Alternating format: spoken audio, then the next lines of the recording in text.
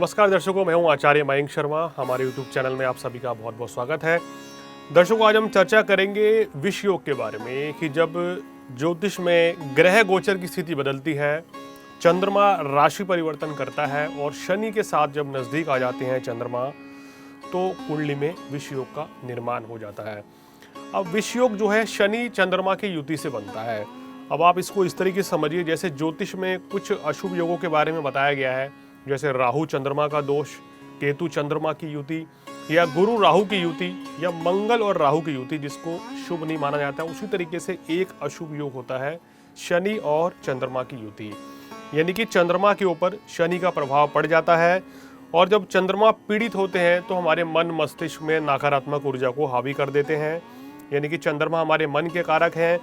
जैसे ही वो दूषित होते हैं, राहु केतु या शनि के प्रभाव में आते हैं, तो हमारा मन मस्तिष्क जो है वो सही तरीके से काम नहीं करता है।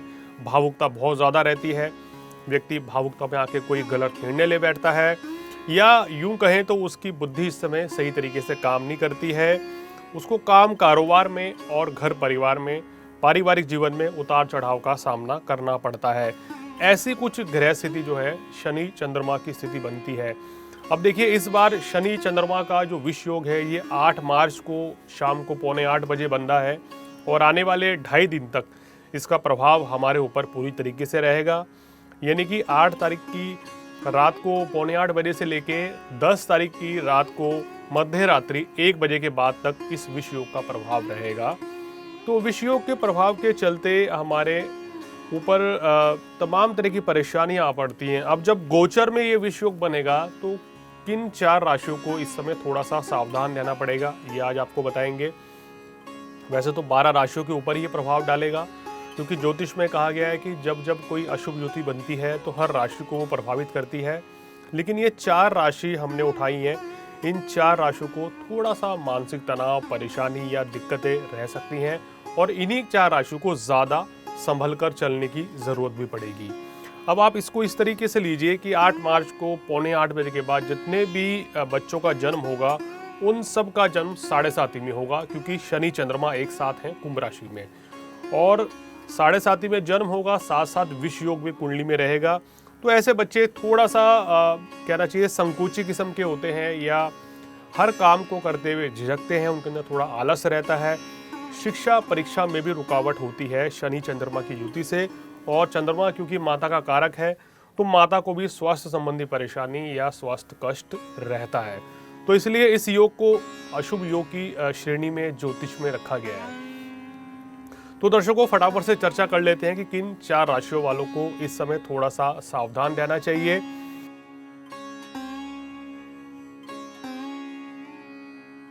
देखिए, पहली राशि है कर्क राशि, क्योंकि कर्क राशि वालों के अष्टम भाव में ये विष योग बनेगा शनि चंद्रमा की युति। तो उसके चलते कर्क राशि वालों को 8 मार्च की शाम से लेके और 10 मार्च की मध्य रात्रि तक क्या करना चाहिए, अपनी सेहत का ध्यान रखना चाहिए।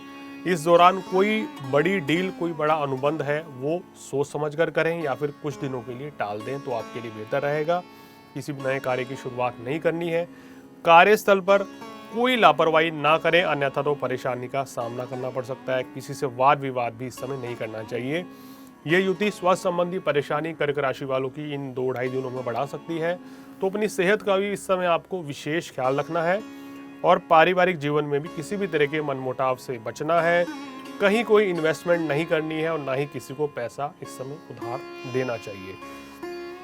तो पहली कर्क राशि है। कर्क राशि के बाद दूसरी कौन सी राशि है जिसको इस समय विशेष सावधान रहना चाहिए? देखिए, दूसरी राशि बनती हुई नजर आ रही है दर्शकों, कन्या राशि, क्योंकि कन्या राशि वालों के 6ठे भाव में ये शनि चंद्रमा की युति बनेगी। ये शत्रु बाधा की परेशानी रह सकती है, स्वास्थ्य संबंधी परेशानी इस समय रह सकती है। हर काम में रुकावटें, अड़चने आएंगी। व्यर्थ की भाग दौड़ यात्रा बनी रहेगी और उस यात्रा से कोई लाभ नहीं मिलेगा। तो इस समय कन्या राशि वालों को सबसे पहले कोई भी आपको कोई बड़ी डील, कोई नई शुरुआत नहीं करनी है। कर्क राशि वालों की तरह सेहत का ध्यान रखना है और किसी भी तरह के वाद विवाद से आपको दूर रहना है। वाणी पर संयम रखें, भावुकता पर नियंत्रण रखें, क्रोध की अधिकता से बचें, तो आपके लिए स्थितियां बेहतर होंगी। तो कर्क राशि, कन्या राशि ये 2 राशि के बारे में हमने आपको बताया। इसके बाद जो तीसरी राशि है जिसको थोड़ा सावधान रहना पड़ेगा,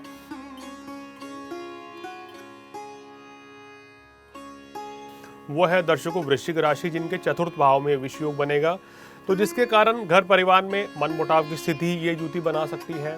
माताजी की सेहत संबंधी परेशानी रह सकती है और शनि चंद्रमा की दृष्टि कर्म स्थान पर भी पड़ रही है, तो कार्य व्यवसाय में भी कुछ रुकावट या अड़चने रहेंगी। इन 2-2.5 दिनों में बिजनेस भी थोड़ा सा उतार चढ़ाव वाला रहता है, यानी कि उतना मन मुताबिक लाभ नहीं मिलता है। अगर आप नौकरी में हैं तो कोई ना कोई परेशानी आपके ऑफिस में आपके साथ हो सकती है, कोई ना कोई व्यर्थ का वाद विवाद हो सकता है अपने कलीग्स के साथ, तो थोड़ा संभल के चलें इस समय, तो आपके लिए बेहतर रहेगा। कार्यक्रम के अंत में बताएंगे क्या वो कुछ उपाय इन राशियों को करने हैं जिससे कि इनको विशेष लाभ मिलेंगे। इस दौरान वृश्चिक राशि वाले किसी को पैसा बिल्कुल उधार मत दें। लॉटरी, जुए, सट्टा अगर कोई इस तरह की खेलते हैं तो वहां धन हानि हो सकती है, तो वहां भी आपको संभल कर चलना होगा।